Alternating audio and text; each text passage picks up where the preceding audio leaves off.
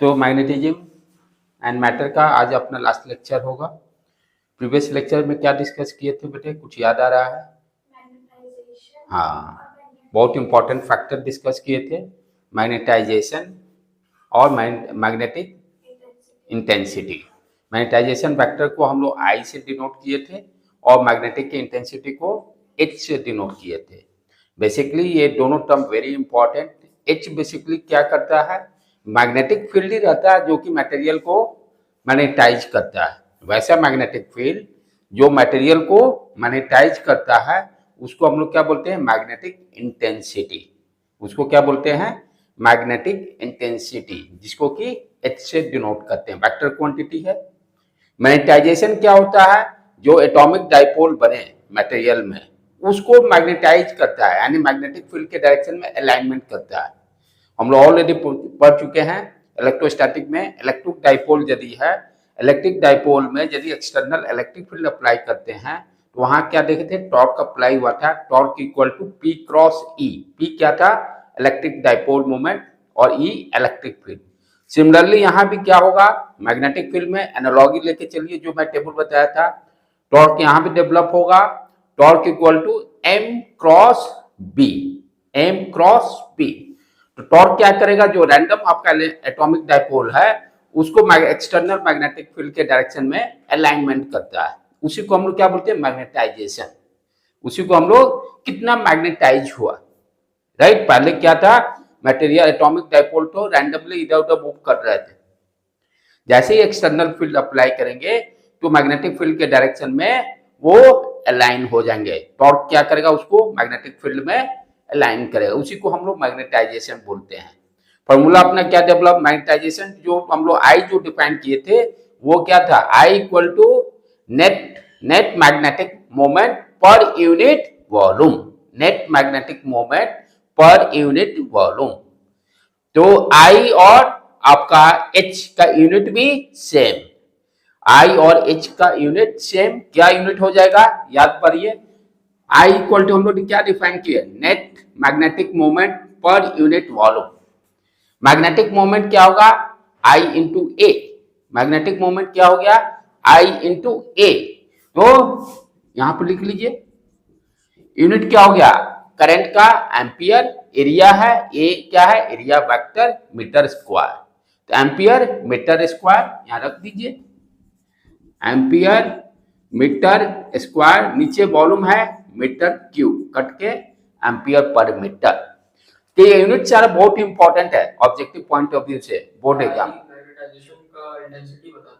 आई क्या बताया, जो एटॉमिक डाइपोल रैंडम थे किसी भी मटेरियल में, कभी इधर अलाइनमेंट इस तरह से, इसको ऐसे ये मान लो कोई मटेरियल है, ठीक है। तो हम लोग क्या देखे थे, इनिशियली हर एटम का इलेक्ट्रिक डाइपोल होगा, जैसे तैसे जैसे भी हो, रैंडम होगा, कोई फिक्स नहीं है डायरेक्शन, जब तक कोई मैग्नेटिक फील्ड हम अप्लाई नहीं कर रहे हैं।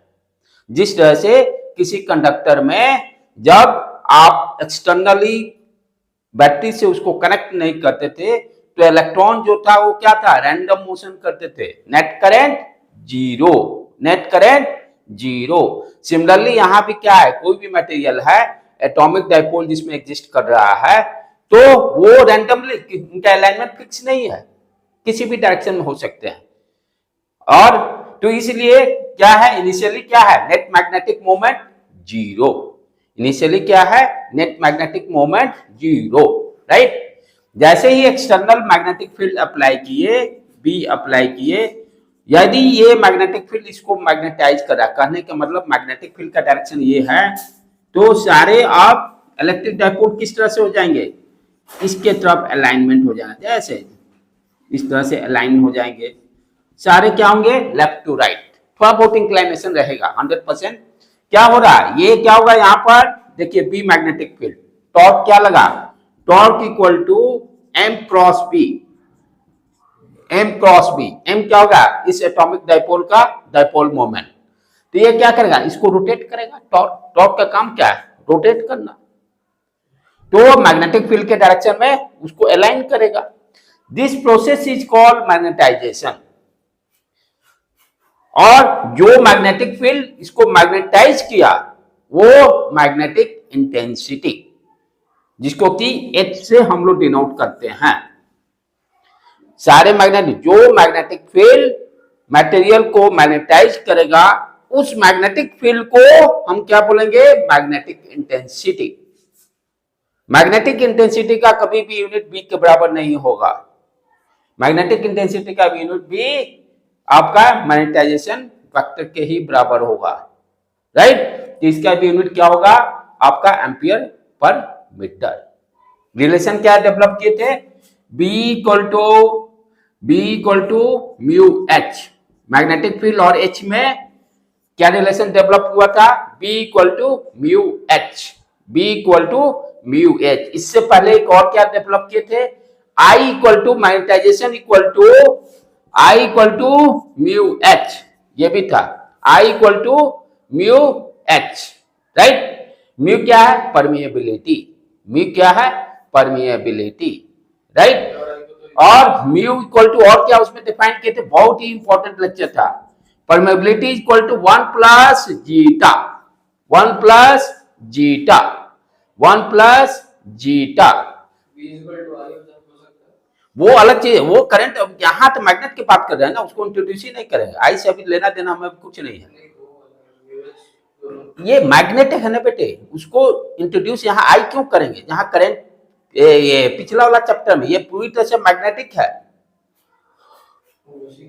हाँ, इसी के बारे में। ये क्या है? एक्सटर्नल, आप जैसे आप क्रिएट कीजिए, एक this is your external magnetic field. या तो आप सोलेनोइड को यूज करके क्रिएट कीजिए, या किसी लूप में करंट को फ्लो करा के क्रिएट कीजिए, राइट। ये एक्सटर्नल मैग्नेटिक फील्ड है। करंट लूप रहेगा तो बी इक्वल टू आपको I L cross B use कर लेंगे। सोलेनोइड होगा तो B equal to mu naught N I था कॉन्सेप्ट, क्लियर। तो यहां पर क्या क्या फॉर्मूला डेवलप हो गए थे? B equal to mu H, I equal to mu H. ये कैसे? ध्यान से समझो।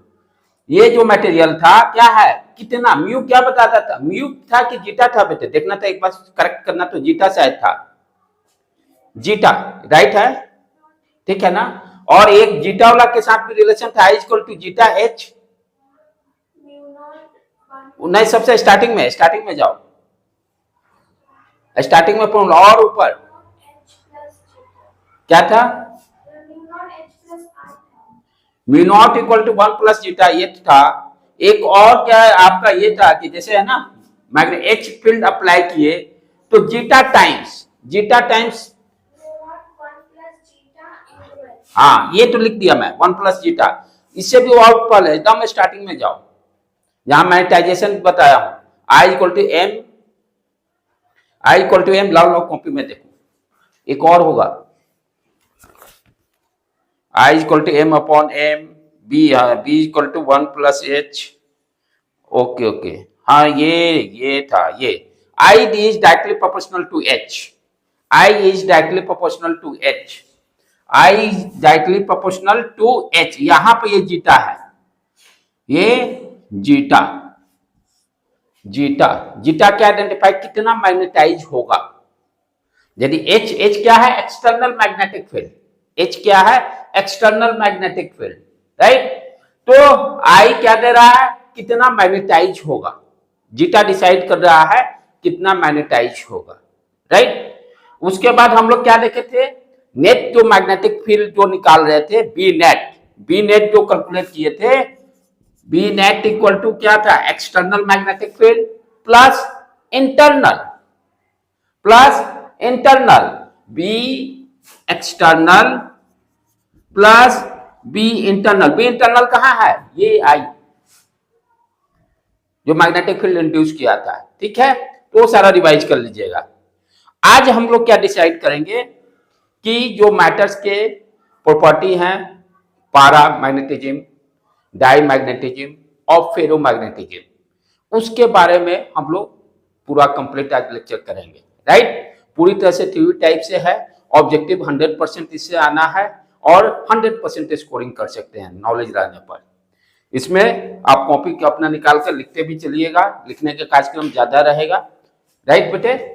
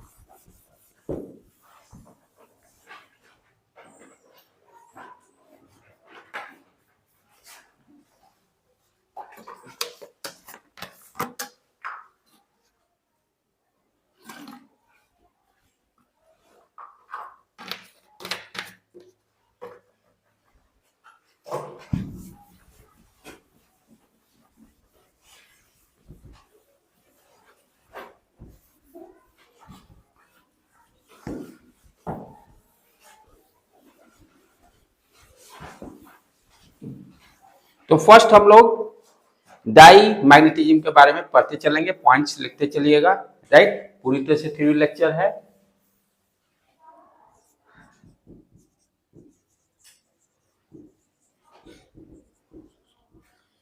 ठीक है, पहले अंडरस्टैंड करते हैं, पिछले लेक्चर में भी इसको किए थे। मैग्नेटिज्म कैसे डेवलप होता है किसी भी मैटर्स में, तो हम लोग क्या देखे थे, कोई भी मैटर्स है एटम से बना हुआ है, एटम में न्यूक्लियस के चारों तरफ इलेक्ट्रॉन रिवॉल्व करते हैं, राइट। मान लीजिए ये न्यूक्लियस हो गया, इसके चारों तरफ इलेक्ट्रॉन रिवॉल्व कर रहा है, ठीक है। बहुत सारे, जैसे किसी का भी एग्जांपल ले लीजिए, सोडियम का ले लीजिए, चाहे छोटा से छोटा हीलियम ले लीजिए। हीलियम में 4 होता है, 1s2 2s2, 4 इलेक्ट्रॉन्स होंगे, चारों इलेक्ट्रॉन्स अलग अलग रिवॉल्व करेंगे, राइट। तो यहाँ पर क्या है, जब इलेक्ट्रॉन रिवॉल्व कर रहा है तो हम लोग क्या देख रहे हैं, इलेक्ट्रॉन का फ्लो स्टार्ट है, करंट इसके ऑपोजिट डायरेक्शन में फ्लो करेगा, करंट का डायरेक्शन ये हो गया आई, ठीक। जैसे ही किसी भी क्लोज लूप में करंट का फ्लो स्टार्ट होता है, it means what you understand, मैंने आपका टेम्पररी मैग्नेट जैसा ये बिहेवियर करेगा क्लोज लूप, और we can say magnetic moment create होगा। डायरेक्शन उसका क्या होगा, साउथ से नॉर्थ। डायरेक्शन क्या होगा, M, capital M. Magnetic moment किसको बोलते हैं, कैपिटल एम को। किसी भी क्लोज लूप में करंट आई फ्लो करता है, जो टेम्पररी मैग्नेट डेवलप होता है उसी को हम लोग, उसके टेम्पररी मैग्नेट का मैग्नेटाइजेशन, मैग्नेटिक मोमेंट साउथ से नॉर्थ, यानी मैग्नेट के इनसाइड की बात करते हैं। किसी भी मैग्नेट के एम, कैपिटल एम क्या, कौन सा डायरेक्शन बता रहा है, मैग्नेट के इनसाइड मैग्नेटिक फील्ड क्या क्या डायरेक्शन है, ठीक है। कैसे हम डायरेक्शन फाइंड आउट करते थे, राइट हैंड कर्ल रूल, ठीक। अब इस डायरेक्शन में करंट फ्लो कर रहा है, तो मैग्नेटिक कैपिटल एम का डायरेक्शन क्या होगा, इनवर्ड। कैपिटल एम का डायरेक्शन क्या हो गया, इनवर्ड। मैग्नेटिक मोमेंट का कहने का मतलब क्या हो गया, ये आपका साउथ, ये नॉर्थ, ये साउथ, ये नॉर्थ, ठीक है। तो ये एक इलेक्ट्रॉन के कारण एम डेवलप हुआ, मैग्नेटिक मोमेंट। इस तरह से हीलियम में मान लीजिए 4 इलेक्ट्रॉन है, चारों इलेक्ट्रॉन का एम डेवलप होगा, सारे इलेक्ट्रॉन्स अलग अलग अपना रोटेट कर रहे हैं। ध्यान देने की बात है कि हम लोग क्या हीलियम में पढ़े हैं ना, 1s2 2s2 4 हो गया, राइट। इसके इलेक्ट्रॉन की बात करें, एक अपवर्ड, यहां भी देखें पेयर में इलेक्ट्रॉन है। ये क्या बताएगा, कौन सा क्लॉकवाइज कौन सा एंटी क्लॉकवाइज में रोटेट कर रहा है। फॉर एग्जांपल, जैसे इसको अच्छे तरह से अंडरस्टैंड कीजिए, जैसे ये इलेक्ट्रॉन है, जब ये क्लॉकवाइज में रोटेट कर रहा है, प्लस एम डेवलप हुआ। दूसरा एंटी क्लॉकवाइज में डेवलप हुआ, माइनस एम, डायरेक्शन अपोजिट, ठीक है, माइनस एम। फिर थर्ड इलेक्ट्रॉन की बात करें, ये क्लॉकवाइज में कंसीडर कर रहे हैं, तो इससे भी प्लस एम डेवलप होगा, magnetic moment. Every electron creates your own magnetic moment, क्योंकि हर इलेक्ट्रॉन क्या हुआ, करंट डेवलप करेगा। थर्ड के कारण भी plus M, fourth minus M. तो हम क्या देख रहे हैं कि एवरी इलेक्ट्रॉन्स का, कोई भी एटम हो, सारे इलेक्ट्रॉन्स का नेट मैग्नेटिक मोमेंट कैलकुलेट करते हैं। मैग्नेटिक मोमेंट ही डिसाइड कर रहा है कि मटेरियल पारा होगा कि डाई होगा कि फेरो होगा। नेट मैग्नेटिक मोमेंट किसी भी सब्सटेंसेस का या मटेरियल का डिसाइड करेगा कि वो पारा है कि डाई है कि फेरो है।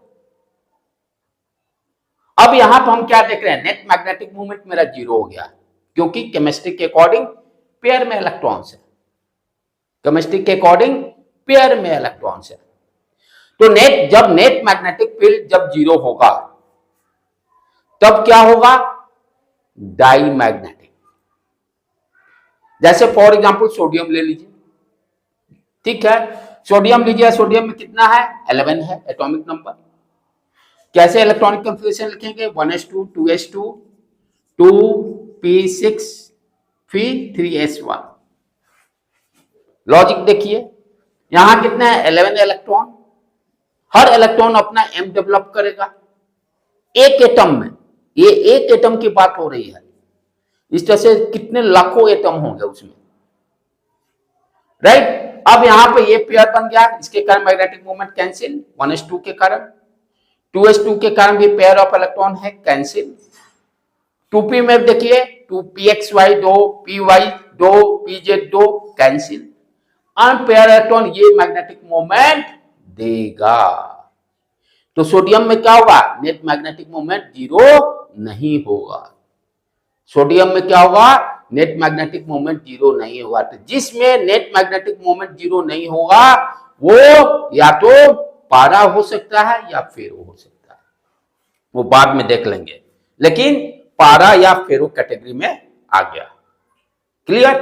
तो पहले तो आप क्लियर हो जाइए, मैग्नेट किसी भी सब्सटेंसेस का, एटम का, उसी को हम लोग क्या बोलते हैं, इसको एम को यहां पर क्या बोलेंगे, नेट, ये जो एम नेट निकला एक एटम का, उसी को एटॉमिक डाइपोल बोलते हैं, जो कल भी हम लोग डिस्कस उस लेक्चर में भी किए थे, एटॉमिक डाइपोल। एटॉमिक डाइपोल क्या हो गया, किसी भी सब्सटेंसेस के एक एटम का net dipole moment, that is called atomic dipole, that is called atomic dipole, right. जैसे हीलियम के केस में मान लीजिए ये हीलियम का सब्सटेंसेस है, तो सारे ये क्या है, एटम्स हैं, ये सारे एटम्स हैं, राइट। एवरी एटम का मैंने क्या देखा, एटॉमिक डाइपोल 0, इसीलिए यहां ब्लैंक शो किया हुआ है, एरो मार्क नहीं दिया हुआ है, क्योंकि यहां पर इलेक्ट्रॉन पेयर में है। तो such type of material is called diamagnetic, जिसका कि net dipole moment every atom का 0 हो, चाहे एटॉमिक डाइपोल एटम का 0 हो, यह भी बोल सकते हैं। क्योंकि यहां पे एटॉमिक डाइपोल का कॉन्सेप्ट यूज करें, एटॉमिक डाइपोल क्लियर हो गया, कॉन्सेप्ट क्या है कि कोई भी मैटर्स हो, उसके एक एटम का net dipole moment, that is called atomic dipole.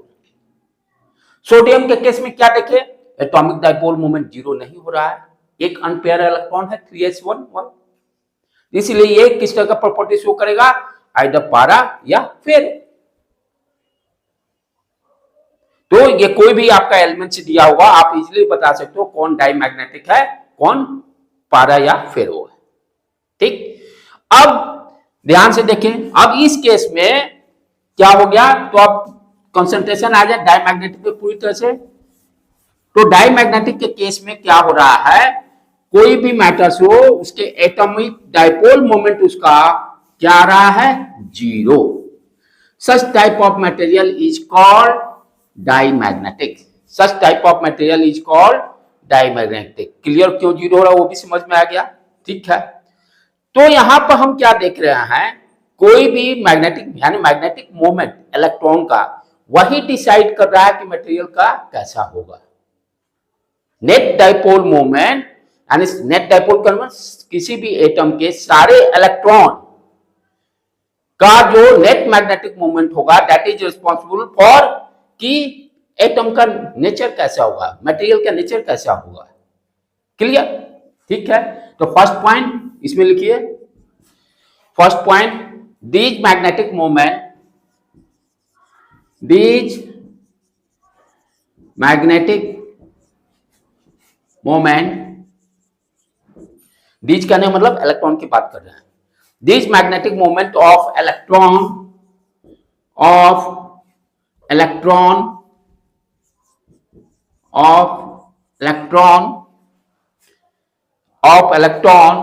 are major responsible for magnetic moment of atom, for magnetic moment of atom, यानी इलेक्ट्रॉन का मैग्नेटिक मोमेंट ही डिसाइड करेगा कि वही पिछले क्लास में आप देखोगे इलेक्ट्रॉन के रिवॉल्व के कारण भी मैग्नेटिक मोमेंट क्रिएट हुआ था, दूसरा न्यूक्लियस के कारण भी क्रिएट हुआ था magnetic moment, third spin quantum number के कारण भी डेवलप हुआ था, लेकिन वो दोनों मेजर नहीं है, पहला वाला ही पॉइंट ही जो मैग्नेटिक मोमेंट मेजर। 3 पॉइंट्स पिछले लेक्चर में देखे थे, मैग्नेटिक मोमेंट किसके कारण क्रिएट हो रहा है किसी भी एटम में, एक तो इलेक्ट्रॉन के रिवॉल्व के कारण, दूसरा इलेक्ट्रॉन स्पिन क्वांटम नंबर अपने एक्सिस के अबाउट में रोटेट कर रहा है, थर्ड न्यूक्लियस का पोजीशन रैंडम मोशन कर रहा है, न्यूक्लियर का पोजीशन चेंज हो रहा है जिसके कारण भी मैग्नेटिक मोमेंट, तो वो दोनों पॉइंट को हम कंसीडर नहीं कर रहे हैं, सिर्फ फर्स्ट वाला पॉइंट को वही मेजर रिस्पॉन्सिबल है किसी भी एटम के मैग्नेटिक मोमेंट के लिए। ठीक है। Second point, the net magnetic moment, the net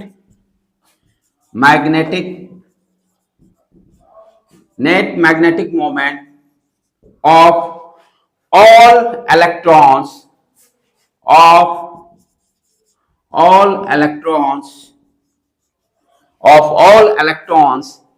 in atom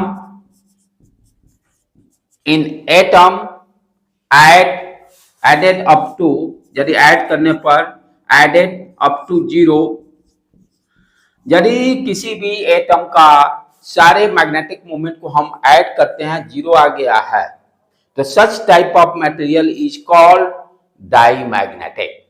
Such type of material is called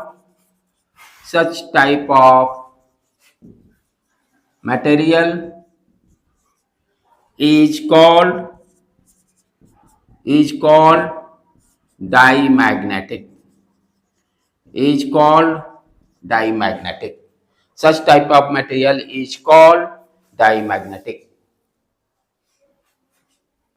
ठीक है बेटे, क्लियर। एग्जाम्पल जैसे अभी देखे हीलियम, नाइट्रोजन, राइट, सोडियम, अच्छा वाटर भी, प्योर वाटर भी 18 हो जाता है उसमें भी, ठीक है, कॉपर भी है, ये सारे एग्जाम्पल हो गए। एग्जाम्पल कैसे चेक करेंगे वो भी क्लियर होगा, जिसमें पेयर ऑफ इलेक्ट्रॉन्स रहेंगे वो सारे मटेरियल का नेट मैग्नेटिक मोमेंट, एक एटम का जब 0 होगा तो सारे का 0 हो गया। एग्जाम्पल्स में नाइट्रोजन 14 होता है, पेयर में ये है, वाटर 18, ये भी एग्जाम्पल हो गया डाइमैग्नेटिक का। हीलियम अभी देख चुके हैं हम लोग, कॉपर भी शायद 28 है, वो भी 0 हो जाएगा। तो ये सारे एग्जाम्पल्स हो गए डाइमैग्नेटिक के। अब चले आगे बढ़े इसमें और कॉन्सेप्ट से कि हम लोग क्या हो रहा है। तो इनिशियली हम लोग क्या देखे कि इनिशियली नेट मैग्नेटिक मोमेंट 0 रहा डाइमैग्नेटिक के केस में। अब उसके बाद हम एक्सटर्नल मैग्नेटिक फील्ड अप्लाई कर रहे हैं, क्योंकि पिछले लेक्चर में हम लोग मैग्नेटाइजेशन का कॉन्सेप्ट देख चुके हैं कि एक्सटर्नल मैग्नेटिक फील्ड किसी भी मटेरियल पे अप्लाई करने पे क्या होता है, अलाइनमेंट होता है। लेकिन यहां तो भाई पहले ही से 0 है, यहां तो पहले से ही 0 है, एटॉमिक डाइपोल तो 0 हो गया, एटॉमिक डाइपोल पहले से ही 0 है, तब और क्या हो सकता है। एक और प्रॉपर्टी है, उसको ध्यान से देखिए हम लोग।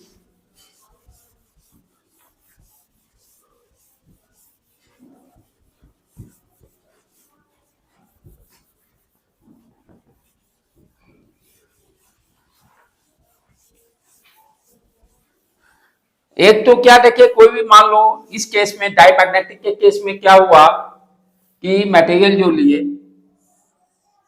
सबका एटॉमिक डाइपोल 0, इसलिए ब्लैंक से इसको मैंने शो कर दिया। एटॉमिक डाइपोल 0 रहेगा डाइमैग्नेटिक के केस में। अब यहां पे जब एटॉमिक डाइपोल ही 0 हो गया तो उसके अलाइनमेंट की कोई बात ही नहीं कहीं, जब it were applying external magnetic field.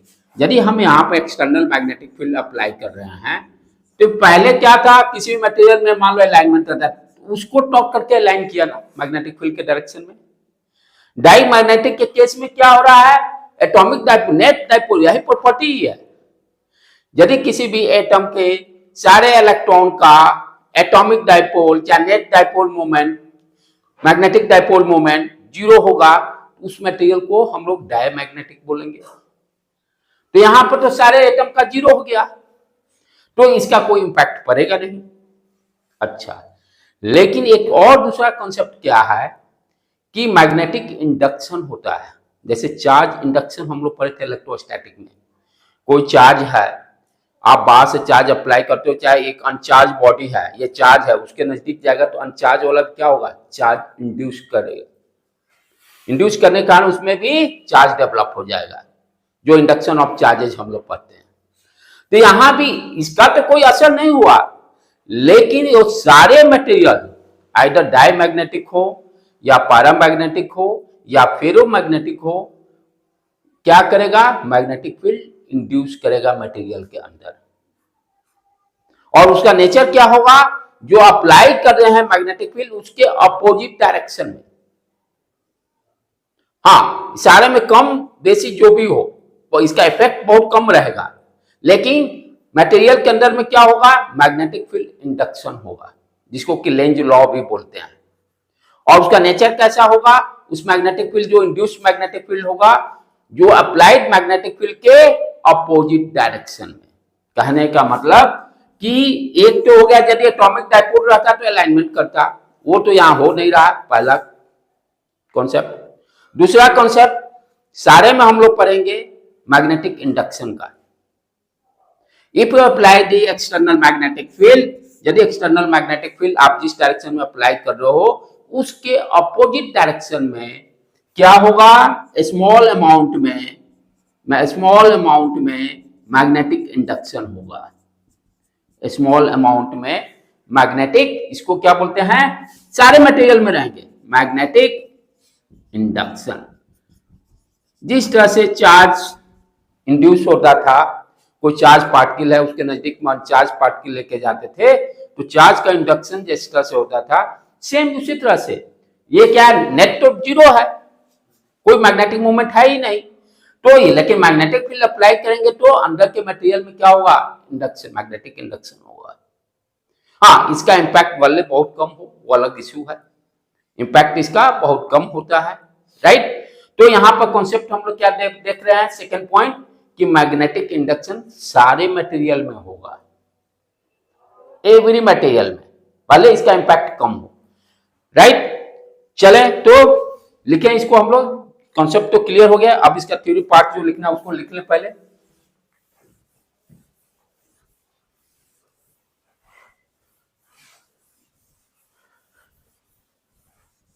तो किसी भी मटेरियल पे यदि हम एक्सटर्नल मैग्नेटिक फील्ड अप्लाई करते हैं तो क्या क्या इंपैक्ट पड़ता है, उस पॉइंट को पहले लिख ले। ऑन एप्लीकेशन ऑफ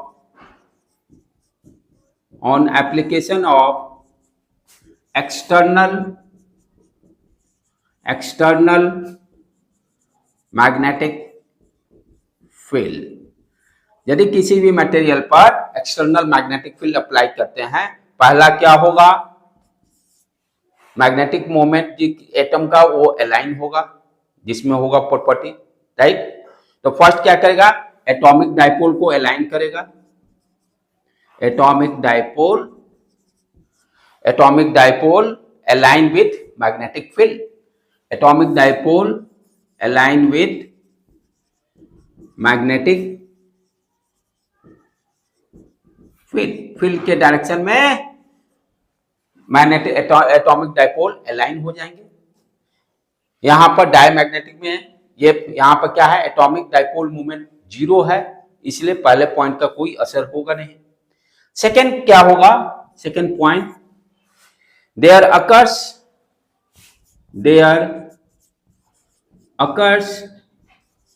मैग्नेटिक चाहे induced dipole, there occurs induced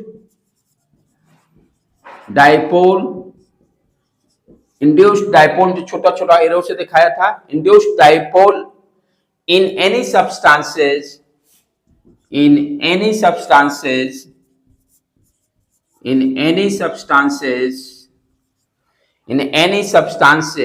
on applying external field, on applying external magnetic field, on applying external magnetic field, क्या करा, there occurs induced dipole in any substances on applying external magnetic field। अब इसका direction क्या होगा, the induced dipole opposes the external magnetic field, the induced dipole opposes opposes the external magnetic field, external magnetic field। तो किसी भी material पे यदि हम एक्सटर्नल मैग्नेटिक फील्ड अप्लाई कर रहे हैं तो दो इंपॉर्टेंट फैक्टर हम लोग यहाँ डिस्कस कर रहे हैं। एक तो यदि एटॉमिक डाइपोल उसमें रहेगा तो अलाइन हो जाएगा मैग्नेटिक फील्ड के डायरेक्शन में। दूसरा क्या कर रहे हैं, इंड्यूस्ड डाइपोल, चाहे मैग्नेटिक डाइपोल इंड्यूस हो रहा है, उसका डायरेक्शन क्या होगा, अप्लाइंग मैग्नेटिक फील्ड के एक्सटर्नल अप्लाइंग मैग्नेटिक फील्ड के अपोजिट, यानी जो हम जिसके कारण मैग्नेटाइजेशन हो रहा है उसी को वो मैग्नेटाइजेशन जो इंड्यूस हुआ है वो अपोज कर रहा है। जैसे किसी भी ऑब्जेक्ट पे आप मोशन धक्का देते हो तो फ्रिक्शन के कारण क्या हो, आप मोशन क्रिएट किए तो यही क्या करेगा, मोशन आके उस फ्रिक्शन को कम करेगा। तो यहां पे जो इंड्यूस्ड डाइपोल क्या कर रहा है, अप्लाइंग मैग्नेटिक फील्ड को अपोज कर रहा है, उसी के कारण ये क्रिएट भी हुआ है। लेकिन ये सारे में रहेंगे प्रॉपर्टी, आइदर पैरामैग्नेटिक हो, फेरोमैग्नेटिक हो, डाईमैग्नेटिक हो, इंपैक्ट भले इसका कम होगा, इसका इंपैक्ट कम रहेगा लेकिन सारे में प्रेजेंट रहेगा। ठीक है, अब चले आ जाए, ये तो हो गया किसी ये जनरल पॉइंट हो गया, कोई भी मटेरियल रहेगा तो ये दो पॉइंट्स को आपको ध्यान देने हैं। और हाँ, ये नहीं, ये कोई जरूरी नहीं है, फेरो में ज्यादा रहेगा, फेरो में ज्यादा रहेगा, फेरो में ज्यादा रहेगा। ये मटेरियल पे डिपेंड करता है, ये मटेरियल पे डिपेंड करेगा, फिर आपका टेम्परेचर पे डिपेंड करेगा, टेम्परेचर किस तरह का, लो टेम्परेचर आप जब तो हाई टेम्परेचर पे क्या होगा और ज्यादा रैंडम मोशन करेंगे, तो इसलिए लो टेम्परेचर पर ज्यादा प्रॉपर्टी एग्जिस्ट करे, totally depend upon material property. ठीक है, खत्म हो जाएगा, खत्म हो जाएगा। क्यों? क्योंकि इलेक्ट्रिक डाइपोल जो है, atomic dipole random alignment, miss alignment हो गया उनका। इफ इंक्रीजिंग कोई भी परमानेंट कोई भी मैग्नेट हो, यदि आप टेम्परेचर इंक्रीज करते हो तो क्या होगा, जिस तरह से कोई कंडक्टर है, कंडक्टर को आप हिट करोगे तो क्या होगा, इलेक्ट्रॉन्स जो एक डायरेक्शन में मोशन कर रहे थे वो सारे, उसका इंपैक्ट टेम्परेचर का ज्यादा होने का रैंडम मोशन करेगा, तो नेट करंट जीरो। उसी तरह से किसी भी मैग्नेट में यदि टेम्परेचर इंक्रीज करते हो तो जो एटॉमिक डाइपोल तो जो अलाइन हुए थे वो सारे क्या होंगे, मिस अलाइन हो जाएंगे, जिसके कारण उसका मैग्नेटिक प्रॉपर्टी खत्म हो जाएगा। इसीलिए टेम्परेचर भी स्टैंडर्ड टेम्परेचर रखते हैं हम लोग, राइट। अब हेडिंग डालेंगे इसमें, प्रॉपर्टी ऑफ द डाईमैग्नेटिक। ये तो जनरल पॉइंट हो गया, किसी तरह का मटेरियल होगा तो यदि एटॉमिक डाइपोल उसमें एग्जिस्ट कर रहा है तो उसको मैग्नेटिक फील्ड के डायरेक्शन में लाइन करेगा, और दूसरा इंडक्शन डाइपोल उसके अपोजिट डायरेक्शन में इंड्यूस हो जाएगा। और पैरामैग्नेटिक के केस में क्या हो रहा, पहला point, atomic dipole zero, property of paramagnetic, property of paramagnetic, property of paramagnetic, property of paramagnetic,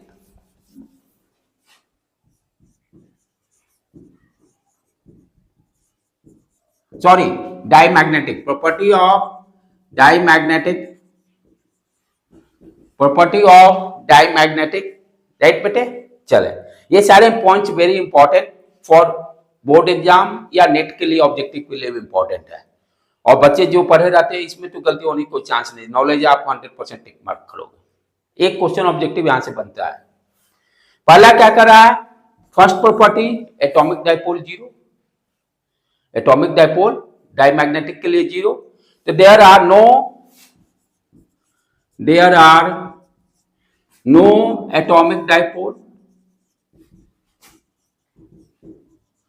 कोई भी एटॉमिक डाइपोल एग्जिस्ट नहीं करेगा, जिसके कारण क्या हुआ, net magnetic moment zero, so that net magnetic moment of any atom, किसी भी एटम का इस केस में नेट मैग्नेटिक मोमेंट क्या होगा, जीरो होगा। अच्छा, दूसरा पॉइंट ध्यान से, अभी हमने क्या देखा कि जो इंड्यूस्ड मैग्नेटिक फील्ड इंड्यूस हुआ एक्सटर्नल के कारण, एक्सटर्नल मैग्नेटिक फील्ड के कारण, ये एक्सटर्नल मैग्नेटिक फील्ड के कारण मटेरियल के अंदर में जो इंड्यूस्ड मैग्नेटिक फील्ड हुआ उसके अपोजिट डायरेक्शन में, तो ये क्या हुआ, इसको रिपेल करेगा, दोनों को अपोजिट डायरेक्शन है, ये भी तो मैग्नेटिक फील्ड ही दे रहा है लेकिन डायरेक्शन अपोजिट है।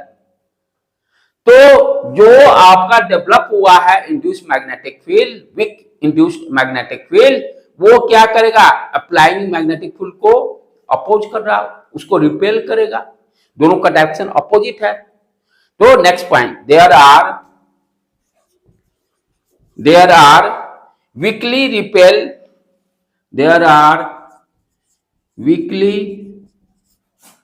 repel, there are weakly repel in external magnetic field, in external magnetic field। किसकी ये बात कर रहा है, इंड्यूस्ड डाइपोल की बात हो रही है। Induced dipoles are weakly repel, induced dipole are weakly repel in external magnetic field. ठीक है, अब यहां पर नेक्स्ट थर्ड पॉइंट, जो इसके लिए सारे पॉइंट्स पढ़ेंगे वो सारे मटेरियल वही सेम पॉइंट्स पर रिपीट करेंगे। हाँ, उसमें जो पॉइंट्स होंगे लॉजिक के हिसाब से डालेंगे, लेकिन ये सारे पॉइंट्स हद में डिस्कस करेंगे। पहले एटॉमिक डाइपोल डिस्कस करेंगे, फिर जो इंड्यूस्ड मैग्नेटिक फील्ड होगा उसका नेचर देखेंगे, रिपेल कर रहा है कि अट्रैक्ट कर रहा है। थर्ड पॉइंट, जो सस्टेबिलिटी हम लोग पढ़े थे जीटा, उसके बारे में डिस्कस करेंगे। थर्ड पॉइंट, मैग्नेटिक सस्टेबिलिटी, जिसको कि हम लोग जीटा से डिफाइन किए थे, मैग्नेटिक सस्टेबिलिटी क्या था relation, I is directly proportional to H, I is directly, जितना H ज्यादा अप्लाई करेंगे उतना ही क्या होगा, I मैग्नेटाइजेशन प्रॉपर्टी बढ़ेगा। और प्रोपोर्शनलिटी को हटाकर कांस्टेंट क्या यूज किए थे, I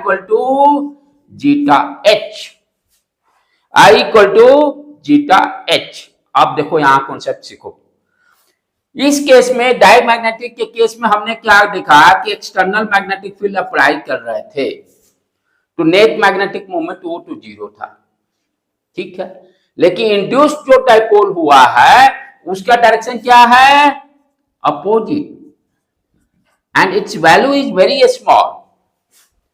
तो जो आई यहां इंड्यूस हो रहा है, इंडक्शन के कारण जो आई इंड्यूस हुआ उसका डायरेक्शन क्या है, एक्सटर्नल से अपोजिट। तो यहां देखो एच क्या है, एक्सटर्नल, और आई जो इंड्यूस हो गया इसका डायरेक्शन ये। तो यहां पर जो आई इक्वल टू जीटा एच रखे हैं, तो जीटा का वैल्यू क्या रखेंगे कि दोनों अपोजिट डायरेक्शन शो करेगा, यानी जीटा का वैल्यू क्या होगा इस केस के लिए, निगेटिव। कॉन्सेप्ट क्लियर आ रहा है, जीटा ये निगेटिव होगा तभी तो अपोजिट डायरेक्शन शो करेगा। तो जीटा का वैल्यू डायमैग्नेट के केस में क्या होगा, negative and very small. Zeta value is क्या होगा, निगेटिव एंड बहुत स्मॉल अमाउंट में डेवलप हुआ है ना, and its value is very small, and its value is very small. Range क्या है इसका, शायद 10⁻³ से लेकर 10⁻³ से लेकर 10⁹, वेरी स्मॉल। अब ये कांस्टेंट है, इसका वैल्यू जितना आई अप्लाई किए, मान लिया आई आपने एक एच 1000 अप्लाई किए और जीटा मैंने 10⁻³ लिया, क्या किया देखो ध्यान से, if you are apply I equal to zeta H, तो यदि मैं क्या कर रहा हूं, एक तो जीटा नेगेटिव होगा, क्यों, क्योंकि आई और एच एक्सटर्नल और आई दोनों अपोजिट डायरेक्शन में, तो जीटा का वैल्यू क्या होगा, नेगेटिव। अच्छा, दूसरा पॉइंट मैं क्या कर रहा हूं, it's value is very small, उसका क्या इंपैक्ट होगा, मान लीजिए फॉर एग्जांपल जीटा का वैल्यू 10⁻³ आपने ले लिया। मान लीजिए यहां पर एच आपने 1000 अप्लाई कर रहे हैं। अब ये क्या हुआ, जीटा जो है 10⁻³ इंटू 1000 कीजिएगा, कितना मैग्नेटाइजेशन डेवलप करेगा, 1। आपने 1000 अप्लाई किया और इंड्यूस कितना हो रहा है, 1। वैल्यू को कम किया, क्यों, क्योंकि जीटा का वैल्यू मैंने, ये कांस्टेंट क्या डिफाइन कर रहा है, कितना मैग्नीफाइंग करेगा या मैग्निफिकेशन को कम करेगा, और also signifies direction. Zeta also signifies direction of magnetizing vector and its value, magnify करेगा कि रिड्यूस करेगा। तो यहां पर हम लोग ऑलरेडी कॉन्सेप्ट देखे कि इंडक्शन जो हो रहा है, इंडक्शन डाइपोल, इसका वैल्यू बहुत कम होगा, तो उसके लिए लॉजिक क्या डेवलप हो गया, जीटा भाई नेगेटिव हो गया and its value is very small. Objective में पूछेगा डाई मैग्नेटिक के लिए जीटा जो होगा वो नेगेटिव होगा, वेरी स्मॉल होगा, पॉजिटिव होगा, लार्ज होगा, लाइक दैट। तो डाई मैग्नेटिक के केस में जीटा का वैल्यू क्या होगा, negative and very very small, range 10⁻³ से लेकर 10⁻⁹। कम होने से क्या हुआ, देख लिया अभी रिजल्ट, 1000 अप्लाई किया बाहर से। मान लीजिए इसको फोर्स के टर्म में समझिए, कोई ऑब्जेक्ट है, 1000 न्यूटन अप्लाई किए और वो 1 न्यूटन में कन्वर्ट हो जा रहा है, यानी इंपैक्ट इज वेरी स्मॉल। किसके कारण, जीटा के कारण। क्लियर, चलो अब आगे करें इसमें। हाँ, एक चीज यहां पर कभी कभी एक एक्सेप्शन है, सुपर कंडक्टिविटी जो है, सुपर कंडक्टर जो है वो डाई मैग्नेटिक है। सुपर कंडक्टर जो है, सुपर कंडक्टर कंप्यूटर सब देखते हो ना, आईसी जिसका बनता है, इंटीग्रेटेड सर्किट। तो सुपर कंडक्टर क्या है, नेचर में डाई मैग्नेटिक है, लेकिन इसका जीटा का value very high. Exception material में सुपर कंडक्टर एक ऐसा मटेरियल है जो कि डाई मैग्नेटिक नेचर देता है, लेकिन इसका जीटा का value very very large. Exception में सुपर कंडक्टर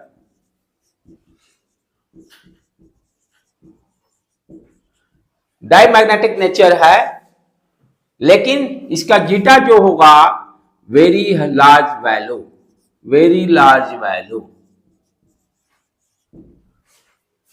जीटा का वैल्यू बहुत ही लार्ज होता है, राइट। कितना है, जीटा इक्वल टू -1 भी डाल सकते हैं, -1 बहुत हो गया, कहां 10⁻³ से 10⁻⁹, राइट। तो ये एक्सेप्शन में ध्यान रखिएगा, डाई मैग्नेटिक होते हुए भी इसका जीटा का वैल्यू क्या है, बहुत लार्ज है, ठीक है। नहीं, ये आपको अपना याद रखना होगा, यानी ये वेरी लार्ज का मतलब कि यहां देखिए जीटा का वैल्यू -1 रख दीजिए, कहां 0.0001। तो आपको कॉन्सेप्ट क्या ध्यान देना है कि सुपर कंडक्टर का जीटा का वैल्यू लार्ज होता है कैसा नेचर, डाई मैग्नेटिक है। जीटा का वैल्यू लार्ज होने के कारण क्या होगा, अंदर में मैग्नेटिक इंडक्शन डाइपोल का वैल्यू बहुत ज्यादा इंक्रीज कर जाएगा, रिपेल बहुत ज्यादा करेगा, ठीक है। चले, अब यही सारा प्रॉपर्टी जिस तरह से डाई मैग्नेटिक के लिए पहले हम लोग देखे, पहला net dipole moment every atom का चेक किए, क्या है, 0। Induction induced dipole moment dipole के बारे में देखे, नेक्स्ट उसके बाद सस्टेबिलिटी के बारे में देखे, नेक्स्ट उसके बाद परमेबिलिटी भी, परमेबिलिटी क्या होता है ध्यान से देखो बेटे, नेक्स्ट टर्म कितना पॉइंट हो गया, फिफ्थ पॉइंट परमेबिलिटी। परमेबिलिटी भी अभी देखे फॉर्मूला में जीटा पे ही डिपेंड करता है, जिसको कि म्यू से रिप्रेजेंट करते हैं, रिलेटिव परमेबिलिटी। दो चीज है, म्यू नॉट एयर के लिए हो गया, म्यू आर रिलेटिव परमेबिलिटी। तो किसी भी मटेरियल का परमेबिलिटी बताया तो mu not into mu R लिखते हैं। सेम उसी तरह से आपका परमिटिविटी के केस में epsilon not, epsilon R, right. तो परमिटिविटी क्या होगा, अभी देखिए mu equal to 1 plus zeta. अब जीटा का वैल्यू स्मॉल हो गया, मान लीजिए फॉर एग्जांपल 0.001, और कैसा है, निगेटिव भी है, यानी -0.001। 1 में से सब्सट्रैक्ट कीजिए तो 1 से क्या होगा, स्लाइटली लेस। 1 से क्या होगा, slightly less, 9.97 like that, 9.98 like that. तो वी कैन राइट कि डायमैग्नेटिक के लिए परमिटिव का value slightly less than 1। permeability for diamagnetic is slightly less than 1, slightly less than 1। ठीक है बेटे, क्लियर। अब ये सारे जो प्रॉपर्टी पढ़ रहे हैं पारा के लिए भी पढ़ेंगे। हाँ, दूसरा चीज एक और फिर छूट गया, मैग्नेटिक फील्ड लाइंस कैसा होगा डायमैग्नेटिक के लिए। आपने क्या देखा कि जो आपका इंड्यूस्ड डाइपोल हुआ उसका मैग्नेटिक फील्ड क्या है, अपोज कर रहा है। तो डायग्राम में करके ऑब्जेक्टिव में दे देगा और पूछ देगा कि ये डायग्राम मैग्नेटिक फील्ड लाइंस किसका है, पारा का है कि डाई का है कि फेरो का है। तो मैग्नेटिक फील्ड लाइंस इसका कैसा होगा,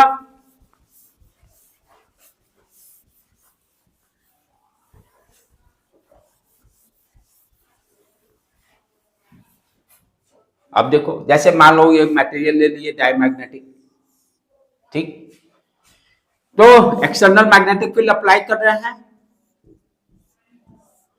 कोई ऐसा भी मैग्नेटिक फील्ड हो सकता है जो स्ट्रेट निकल गया, ठीक है। अब ये क्या कर रहा है, रिपेल कर रहा है।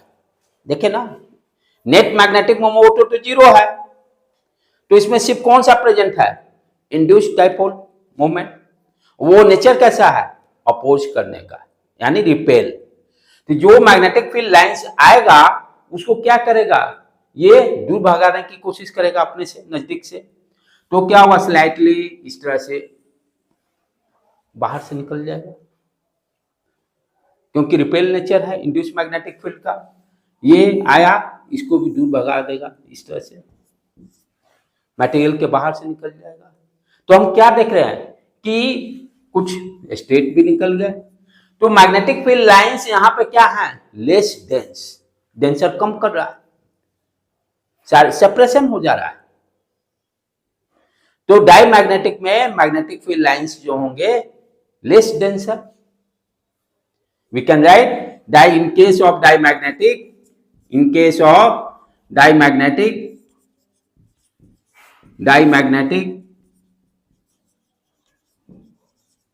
magnetic field lines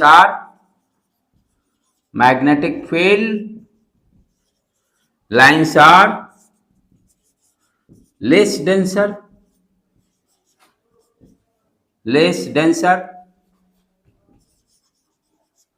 किसके रेस्पेक्ट में, जब एक्सटर्नल मैग्नेटिक फील्ड नहीं अप्लाई कर रहे हैं उसके रेस्पेक्ट में। क्लियर, समझ में आ गया। तो डायग्राम से ये ऐसे दोनों तीनों का सारा का डायग्राम दिया रहेगा, आपको कहेगा कि कौन सा मटेरियल बताइए। तो मैग्नेटिक फील्ड लाइंस देखकर इस तरह का यदि दिया रहेगा लेस डेंसर वाला, तो हम क्या बोलेंगे, डायमैग्नेटिक मटेरियल है। ये भी एग्जाम में चाहे ऑब्जेक्टिव में +2 में भी डाल देता है, डायग्राम दे देगा। ठीक है बेटे, क्लियर हो गया। अब यही सारे पॉइंट्स हम पैरामैग्नेटिक हो या फेरोमैग्नेटिक के लिए डिस्कस करेंगे, राइट। चलें फटाफट अब जल्दी जल्दी कर लें, क्योंकि सारी चीज आप अंडरस्टैंड कर गए हैं। अब लिखने का कार्यक्रम सिर्फ करना है।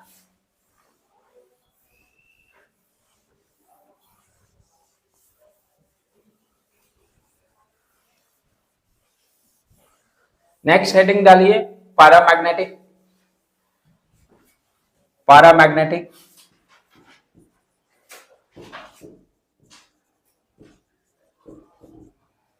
पैरामैग्नेटिक यहां पर पैरामैग्नेटिक के केस में क्या होगा कि देखिए ना, पैरामैग्नेटिक किस में, नॉन, यानी जो आपका इलेक्ट्रॉन पेयर नहीं है, जैसे सोडियम, अनपेयर इलेक्ट्रॉन में पैरामैग्नेटिक प्रॉपर्टी एग्जिस्ट करता है। अनपेयर इलेक्ट्रॉन कहने का मतलब जो सोडियम का जैसे एग्जांपल देखे थे 11th वाला 3s1, बाकी सारे के कारण मैग्नेटिक मोमेंट एटम के लिए 0, लेकिन 3s1 में जो है अनपेयर इलेक्ट्रॉन के कारण क्या हो गया, मैग्नेटिक मोमेंट क्रिएट हुआ। तो पैरामैग्नेटिक के केस में क्या होगा, नेट मैग्नेटिक मोमेंट एग्जिस्ट करेगा, कभी भी 0 नहीं होगा, राइट। तो first point, the net magnetic moment of all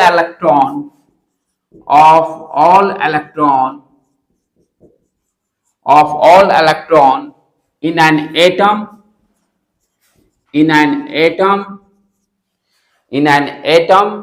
do not add it up to 0. And a net magnetic field of all electron in an atom is not equal to 0, is not equal to 0। कहने का मतलब m net का value 0 के बराबर नहीं होगा paramagnetic के case में।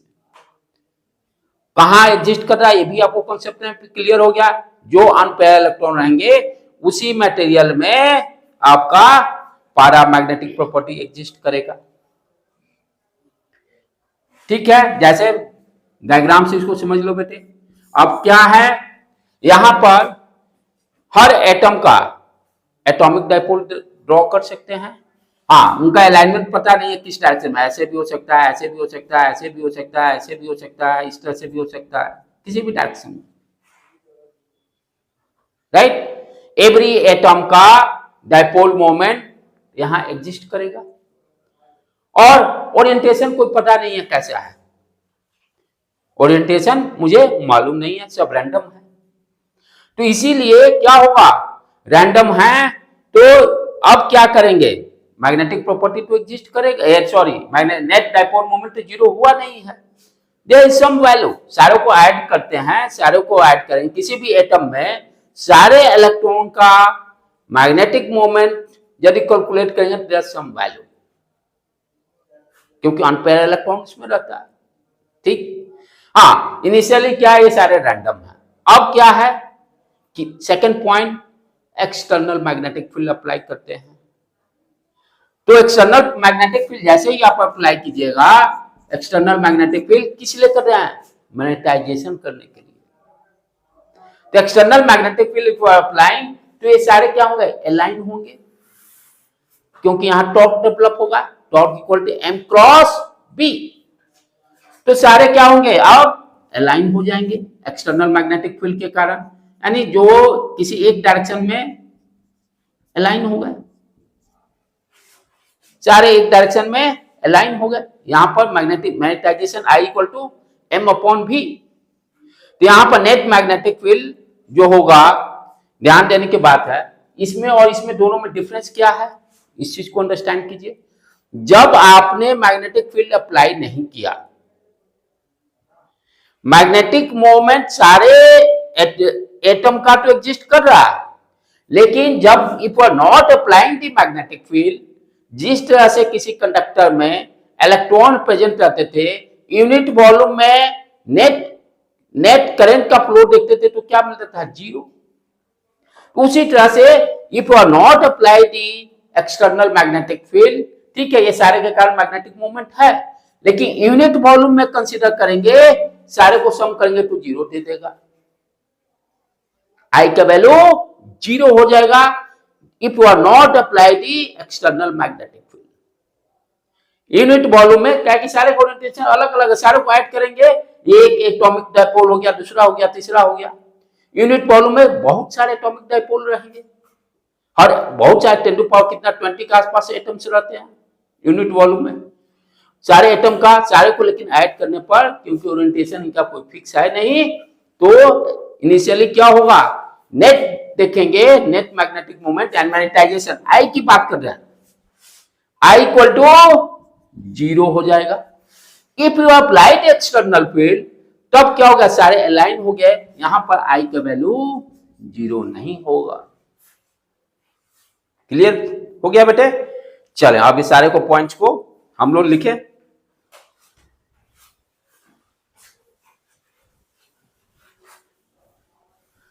सीधे आ जाए, प्रॉपर्टी लिखना चालू करें।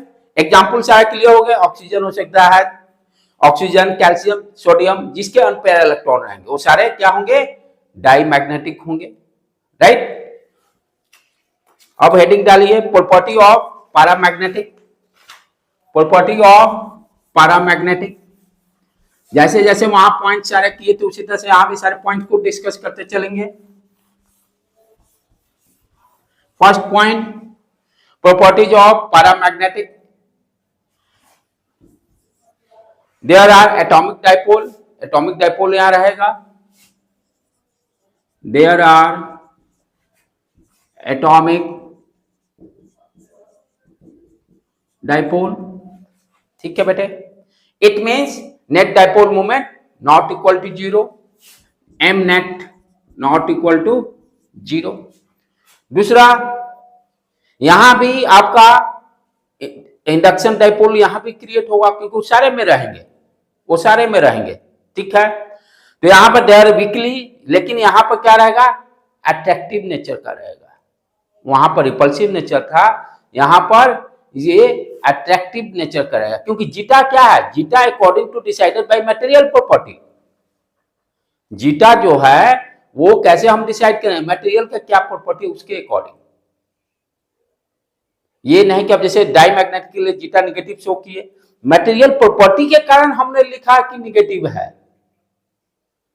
अब इसी तरह से यहां जो पैरामैग्नेटिक के केस में क्या होगा, जीटा पॉजिटिव हो जा रहा है, यानी सेम डायरेक्शन में।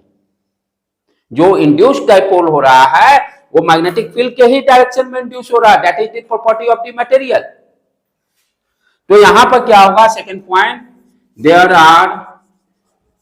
आर किसकी बात हो रही है, इंड्यूस्ड डाइपोल की बात हो रही है। There are weakly attractive,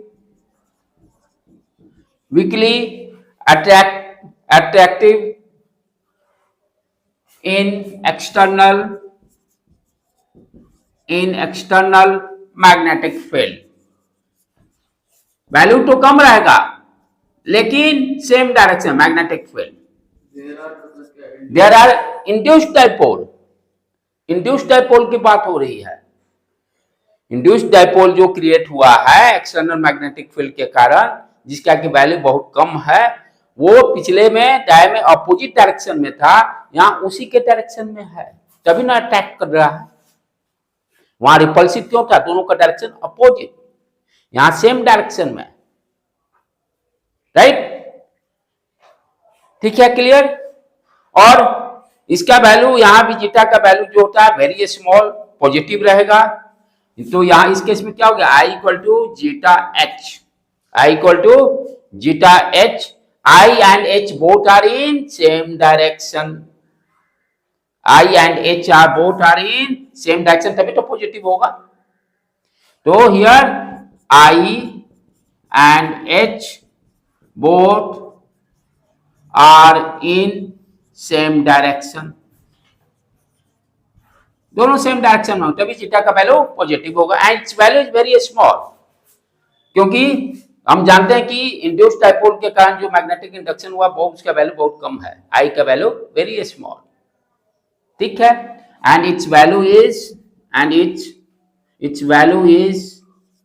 very small, very small, 10⁻³ to 10⁻⁶, ठीक है, क्लियर हो गया। अब आगे चलें, इसके बाद परमेबिलिटी पढ़े थे हम लोग वहां भी डायमैग्नेटिक में। तो यहां fourth point, third point, permeability. Permeability mu क्या हो गया, mu equal to 1 plus zeta. देखो कोई भी पॉइंट को याद करने की जरूरत नहीं, जीटा यहां पॉजिटिव तो एक से स्लाइटली ज्यादा, ठीक है। तो पैरामैग्नेटिक के लिए परमेबिलिटी क्या होगा, it's value is slightly greater than 1, its value is slightly greater than 1, its value is slightly greater than 1।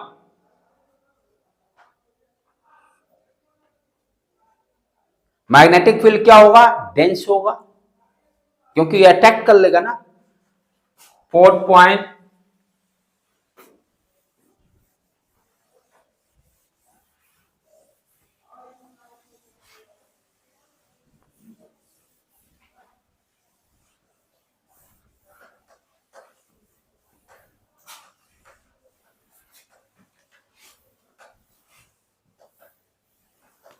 4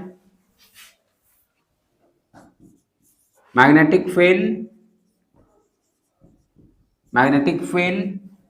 inside the material, magnetic field inside the material, magnetic field inside the material, inside the material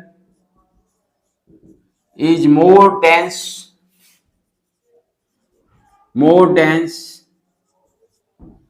ज्यादा dense हो जाएंगे। जब आप electric field नहीं apply कीजिएगा, magnetic field external नहीं, उसके respect में, तो डायग्राम कैसा हो जाएगा, ये देखो, ये हो गया मैग्नेटिक फील्ड बाहर से अप्लाई किए। अब बाहर वाला भी क्या हुआ, जो बाहर से जा रहा था वो स्लाइटली इधर घूम जाएगा, जो बाहर भागना चाह रहा था वो क्या अट्रैक्ट कर लेगा, जो बाहर से थे वो क्या होंगे, अट्रैक्ट कर लेगा। तो मटेरियल के अंदर में क्या होगा, magnetic field lines more dense and magnetic field value increase कर गया। पैरामैग्नेटिक के केस में मैग्नेटिक फील्ड इनसाइड क्या होगा, इंक्रीज करेगा। ठीक है, यहां पे दोनों के कारण हो रहा है, आई मैग्नेटाइज जो हुआ प्लस दूसरा इंड्यूस्ड डाइपोल के कारण भी ऐड ही हो रहा है। तो डायमैग्नेटिक के केस में सिर्फ किसके कारण था, इंड्यूस्ड डाइपोल के कारण मैग्नेटिक मैग्नेटाइजेशन था। यहां पर मैग्नेटिक मोमेंट एटम के कारण भी है और इंड्यूस्ड डाइपोल के कारण भी है। तो डेफिनेटली मैग्नेटिक क्या प्रॉपर्टीज में ज्यादा रहेगा डायमैग्नेटिक के रेस्पेक्ट में, उसमें तो ऑलमोस्ट वेरी स्मॉल। ठीक है, दूसरा चीज इसमें और ध्यान क्या देना है कि यदि हम non uniform magnetic field apply कर रहे हैं, यदि non uniform magnetic field apply कर रहे हैं और तो यहां पर फील्ड लाइंस जो होंगे, जो मैग्नेट होंगे, वो किस डायरेक्शन में भागना चाहेंगे, वीक से स्ट्रॉन्ग की तरफ, वीक से स्ट्रॉन्ग की तरफ। यदि नॉन यूनिफॉर्म मैग्नेटिक फील्ड यदि रहता है तो इस केस में क्या होगा कि ये जो मटेरियल है, यानी पैरामैग्नेटिक मटेरियल की बात कर रहे हैं, मान लीजिए यहाँ नॉन यूनिफॉर्म मैग्नेटिक फील्ड है और ये मेरा पैरामैग्नेटिक है, तो मैग्नेटिक फील्ड तो सब जगह तो सेम है नहीं, नॉन यूनिफॉर्म करने का मतलब कहीं कम है कहीं ज्यादा है। तो ये मटेरियल किधर भागेगा, वीक से स्ट्रॉन्ग की तरफ, वीक से स्ट्रॉन्ग की तरफ मूवमेंट करेगा पैरामैग्नेटिक मटेरियल्स। ठीक है बेटे, तो इस तरह से इसका भी सारा पॉइंट्स क्लियर हो गया। अब आ जाएं, क्यूरी वाला नहीं पढ़ेंगे क्योंकि सिलेबस से हट गया है, क्यूरी टेम्परेचर, फेरोमैग्नेटिक की बात कर लें, तब क्लास ओवर, अपना पूरा चैप्टर कंप्लीट।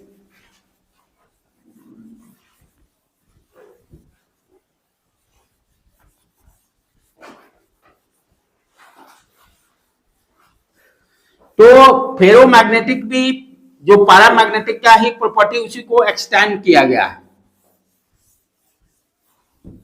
उसी प्रॉपर्टी को एक्सटेंड किया गया, थोड़ा सा कॉन्सेप्ट में स्लाइटली उसको डिफरेंट रखा गया, लेकिन कॉन्सेप्ट तो वही है पैरामैग्नेटिक का ही। इसमें भी क्या होगा आपका एटम के कारण नेट मैग्नेटिक मोमेंट एग्जिस्ट करेगा, यानी नॉन पेयर इलेक्ट्रॉन में ही रहेगा। लेकिन इसमें खासियत क्या है कि फेरोमैग्नेटिक मटेरियल, पैरामैग्नेटिक में क्या देखे थे, इनिशियली सारा एटम का जो मैग्नेटिक डाइपोल क्रिएट होता है वो रैंडम थे। पैरामैग्नेटिक के केस में हमने क्या देखा, जो एवरी एटम का एटॉमिक डाइपोल जो फाइंड आउट किए सारे में हैं, लेकिन रैंडम थे, कोई इस तरह से, कोई इस तरह से, कोई इस तरह से।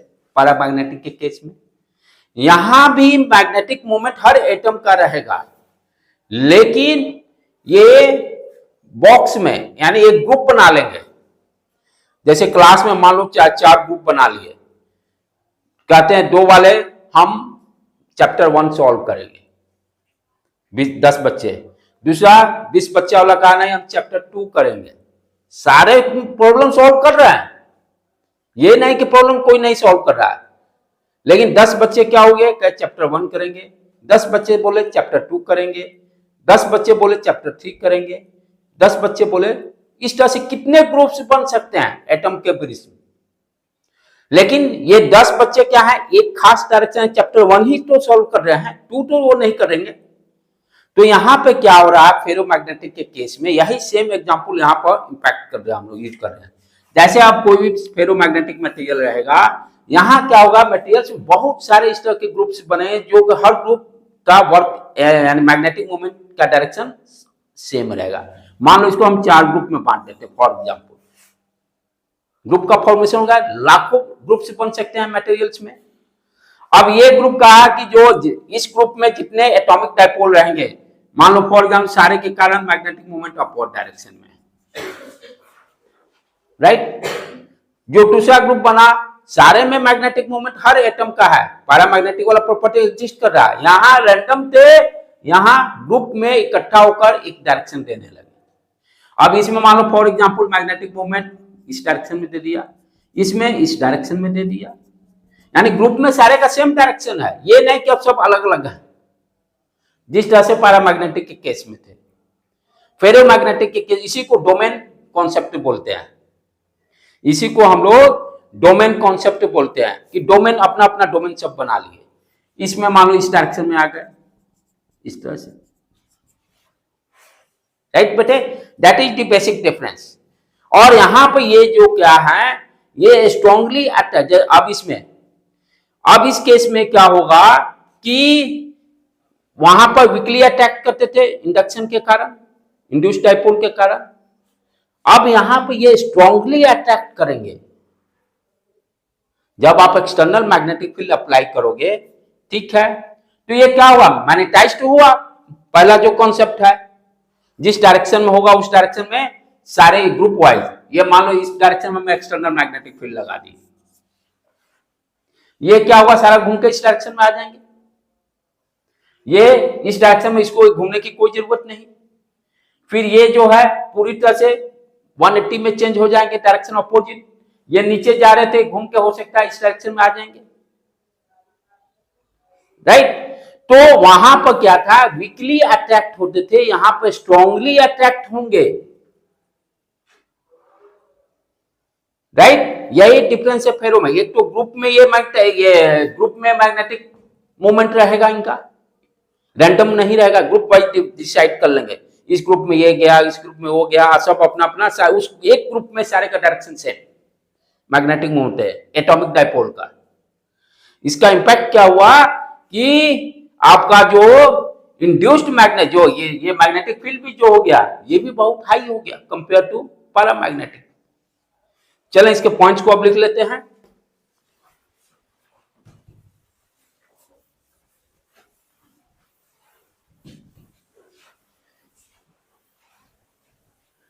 First point, atomic dipole, ferromagnetic material या substances। First point,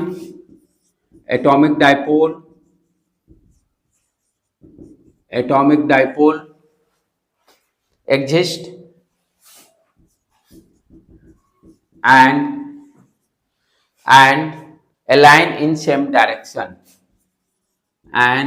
align in same direction, same direction। हाँ हाँ, पूरा groups in A small volume या इन ए स्मॉल डोमेन, इन ए स्मॉल ग्रुप और वी कैन से डोमेन। ठीक है। सेकेंड पॉइंट, दे आर, यानी जो इंड्यूस्ड डाइपोल की बात कर रहे हैं, they are strongly attracted in magnetic field. They are करने मतलब इंड्यूस्ड डाइपोल या atomic dipole, induced atomic dipole, they are strongly attracted they are strongly attracted, they are strongly attracted in magnetic field, in magnetic field, in magnetic field. Clear बेटे?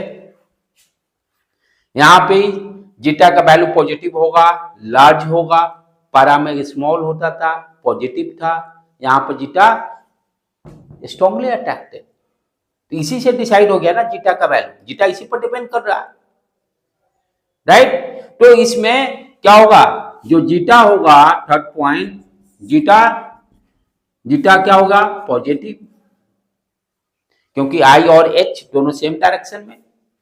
और जो आई magnetising vector net develop हुआ है, एक तो हो गया group के पहले के कारण, जो एटम का सारा एटॉमिक डाइपोल मूवमेंट है, और दूसरा इंड्यूस के कारण, दोनों सेम डायरेक्शन में होगा। तो zeta positive and very large value. How to distinguish para and dia? Para ferro में जीटा का वैल्यू तो दोनों में पॉजिटिव है, लेकिन इसका वैल्यू बहुत ज्यादा है। और ग्रुप में इनका है मैग्नेटिक मोमेंट जो एग्जिस्ट कर रहा है, एक ग्रुप में हो रहा है या किसी डोमेन में डिफाइंड कर रहा है। तो zeta value is positive and very large value, 10 to power Q. तो इसका रेंज है 10 टू पावर क्यू अप्रोक्सीमेटली।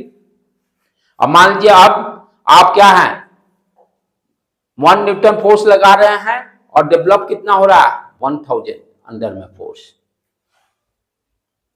किसके कारण? जीटा पॉजिटिव होने के कारण और लार्ज वैल्यू होने के कारण। अब दूसरा चीज ध्यान से देखिए, ये स्ट्रांगली अट्रैक्ट कर रहा है, तो इसका मैग्नेटिक फील्ड लाइंस क्या होगा, बहुत क्लोज होगा पैरामैग्नेटिक के रिस्पेक्ट में। ठीक, तो next point, magnetic field lines are more dense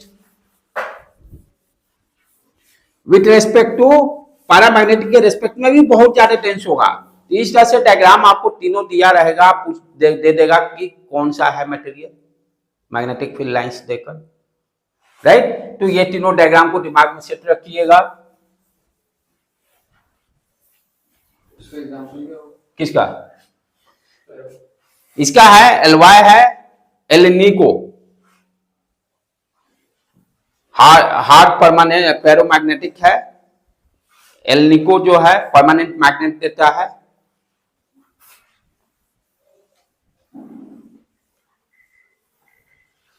next point, magnetic field lines inside is very dense. Third, fourth, magnetic field inside the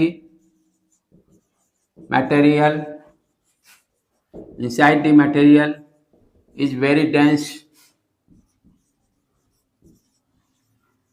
It means क्या आप समझ गए, ये कोई मटेरियल है, मैग्नेटिक फील्ड लाइंस बाहर वाला भी अंदर की तरफ जाएगा,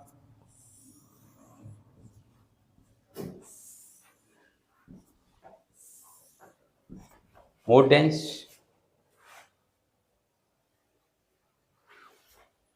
अब यहां पर नॉन यूनिफॉर्म मैग्नेटिक फील्ड यदि रहे तो फेरोमैग्नेटिक सब्सटेंसेस क्या करेंगे, अपने आप वीक मैग्नेटिक फील्ड से स्ट्रॉन्ग तरफ चले जाएंगे, अपने आप स्पॉन्टेनियसली। यदि नॉन यूनिफॉर्म मैग्नेटिक फील्ड रहेगा और फेरोमैग्नेटिक मटेरियल को छोड़ेंगे तो अपने आप वीक मैग्नेटिक फील्ड से स्ट्रॉन्ग की तरफ चले जाएंगे। ठीक है। अच्छा, दूसरा पॉइंट इसमें जो ध्यान देना रहता है, यदि हम एक्सटर्नल मैग्नेटिक पैरामैग्नेटिक के केस में एक्सटर्नल मैग्नेटिक फील्ड यदि हटा देते हैं तो बचा क्या, सिर्फ इंड्यूस वाला तो ही रह जाएगा, मैग्नेटिक प्रॉपर्टी खत्म हो सकती है। पैरामैग्नेटिक के केस में पूरी तरह से 100% तो खत्म नहीं होगी, लेकिन जो ज्यादा वैल्यू डेंस थे एक्सटर्नल मैग्नेटिक फील्ड हटा देते तो सिर्फ इंड्यूस वाला ही तो रहेगा, जो आपका डायमैग्नेटिक के केस में था। और इसी तरह से ये थोड़ा रॉन्ग कॉन्सेप्ट लोग को यहां भी रहता है कि फेरोमैग्नेटिक में यदि हम एक्सटर्नल मैग्नेटिक फील्ड हटा देते हैं तो ये हमेशा परमानेंट मैग्नेटिक जैसा बिहेवियर देता है। That is not 100% true. Ferromagnetic में लोगों को कंसेप्ट क्या है, यदि ये एक्सटर्नल मैग्नेटिक फील्ड हटा देंगे तो एक बार जो मैग्नेटिक प्रॉपर्टी उसमें आ गया है वो गायब नहीं होगा, राइट। तो ये लिख लें पॉइंट को।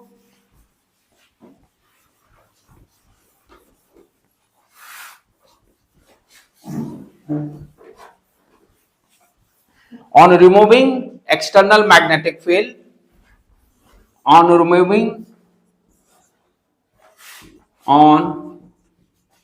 removing external magnetic field,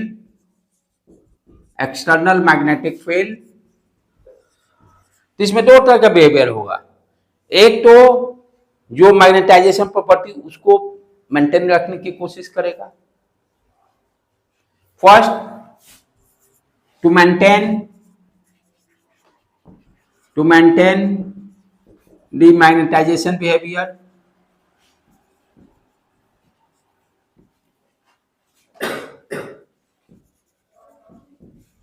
magnetisation behaviour को मेंटेन रखेगा, जो था वैल्यू उसको मेंटेन रखने की कोशिश करेगा। जैसे एग्जांपल एल निको फेरोमैग्नेटिक का एग्जांपल है। इसको रिमूव करने के बाद भी इसमें मैग्नेटिक प्रॉपर्टी एग्जिस्ट करेगा जितना था। इसी को बोलते हैं हार्ड फेरोमैग्नेटिक। इसी को हम लोग क्या बोलते हैं, हार्ड फेरोमैग्नेटिक। और दूसरा एक होता है सॉफ्ट, जो टेम्परेचर पर डिपेंड करता है। दूसरा जो है एक सॉफ्ट होता है, उसमें क्या है कि हाई टेम्परेचर आप बढ़िएगा। सॉफ्ट करने का मतलब कि मैग्नेटाइजेशन प्रॉपर्टी को मेंटेन नहीं रख रहा, गायब हो जा रहा है, जिसको कि हम लोग सॉफ्ट बोलते हैं। सॉफ्ट आयरन फेरोमैग्नेटिक कौन कौन बिहेवियर है, आयरन हो गया, कोबाल्ट हो गया, निकेल हो गया, डेटा, ये सारे एग्जांपल किसके हैं, फेरोमैग्नेटिक के। फेरोमैग्नेटिक एग्जांपल क्या क्या हो गया, आयरन, कोबाल्ट, निकेल, ये सारे एग्जांपल हैं। तो इस आयरन के केस में मैग्नेटिक फील्ड हटा देते हैं तो मैग्नेटाइजेशन बिहेवियर डिसअपीयर हो जाता है, लेकिन एल्निको के केस में ये मेंटेन रखता है। तो इस तरह से अपना ये पूरा का पूरा चैप्टर कंप्लीट हो गया है बेटे। इस सारे चैप्टर को अब जितने क्वेश्चन सारे बोर्ड एग्जाम से रिलेटेड या कॉम्पिटिटिव एग्जाम से, उसके बाद कल से हम लोग लाइट वाला चैप्टर को स्टार्ट करेंगे। ठीक है, यहीं पर रहने देते हैं।